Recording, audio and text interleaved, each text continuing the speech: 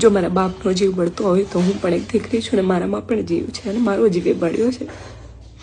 આજે તમે આખા સમાજે થઈને મને ચર્ચાનો વિષય કરી નાખ્યો છે.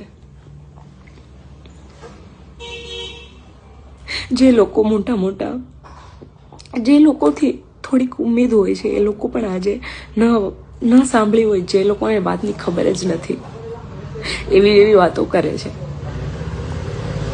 જ્યારે હું પટેલ સમાજમાં પરણીને ગઈ હોત અને એ દીકરો મને હેરાન કરત તો પટેલ સમાજ આવત? પટેલ સમાજનો દીકરાને તમે લોકો આવી રીતે જ વાતો કરત?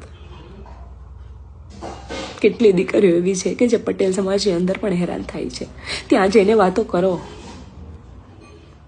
હું ખુશ છું અને મારું જીવન છે, આખી દુનિયાનું નથી. હરેક વ્યક્તિનું પોતાનું જીવન